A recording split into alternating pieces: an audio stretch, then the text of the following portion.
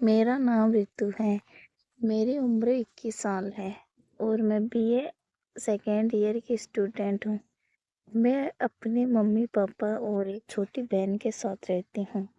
ہماری لائف سیدھی سادی تھی، کالج، گھر اور بس میں، زیادہ کسی سے گھلتی ملتی نہیں تھی۔ کالج میں میری کلاس میں ایک لڑکا تھا، آدتیہ۔ شروع میں بس چہرہ پہچانتی تھی، بات نہیں ہوتی تھی۔ ایک دن کلاس کے بعد نوٹس کی ضرورت پڑی تو میں نے ان سے پوچھا۔ اس نے بنا کچھ سوچے سمجھے اپنے نوٹس دے دیے۔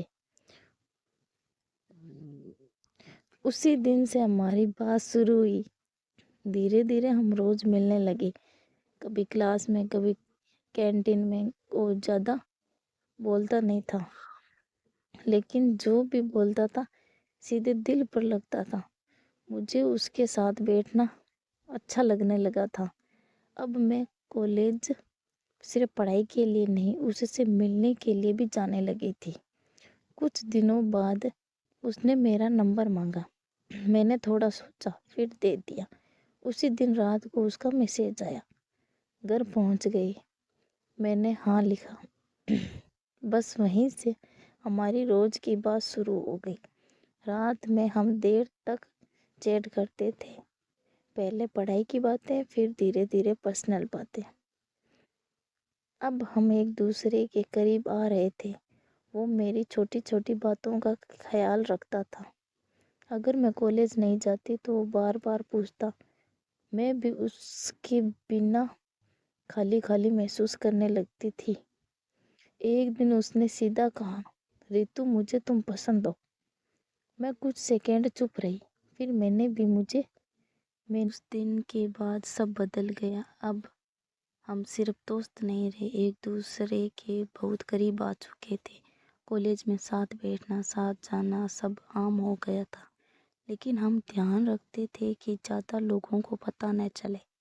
رات کی باتیں اب اور لمبی ہو گئی تھی۔ کبھی کبھی ہم کال پر بھی بات کرتے تھے۔ اس کی آواز سننا اچھا لگتا تھا۔ وہ کہتا تھا کاش ہم بنا کسی ڈر کے مل پاتے۔ میں سمجھتی تھی وہ کیا کہنا چاہتا ہے، لیکن میں بھی تھوڑی ڈرتی تھی۔ دھیرے دھیرے اس نے مجھ سے کہا، میں تم سے ٹھیک سے ملنا چاہتا ہوں، ایسے نہیں، چپ چپ کے نہیں۔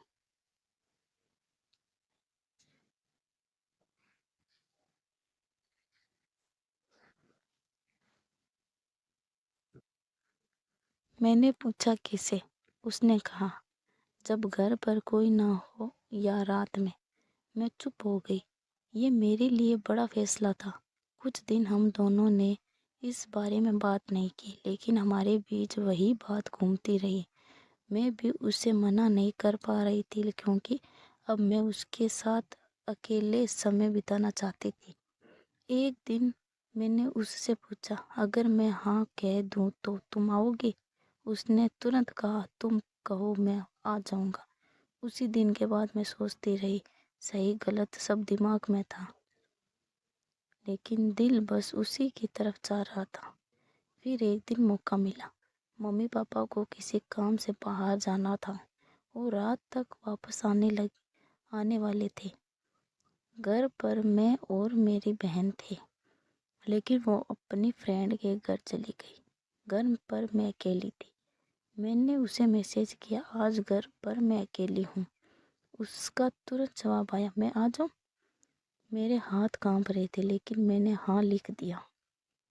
اب سب طے ہو چکا تھا۔ رات ہونے لگی، میں بار بار دروازے کی طرف دیکھ رہی تھی۔ دل تیز سے دھڑک رہا تھا۔ قریب 9 بجے اس کا میسج کیا، میں باہر ہوں۔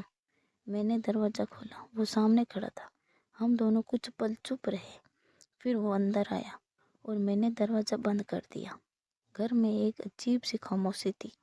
وہ میرے پاس آیا اور بولا، ڈر لگ رہا ہے؟ میں نے دھیرے سے کہا، تھوڑا۔ اس نے میرا ہاتھ پکڑا اور بولا، میں ہوں نا۔ ہم دونوں صوفے پر بیٹھ گئے۔ کچھ دیر تک ہم بس بات کرتے رہے، جیسے ہر روز کرتے تھے، لیکن آج سب الگ تھا۔ آج ہمارے بیچ کوئی دوری نہیں تھی۔ دھیرے دھیرے وہ میرے اور قریب آیا۔ اس نے میرے بالوں کو پیچھے کیا اور مجھے دیکھا۔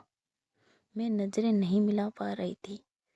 اس نے دھیرے سے میرا ہاتھ اپنے ہاتھوں میں لیا۔ میں چپ رہی۔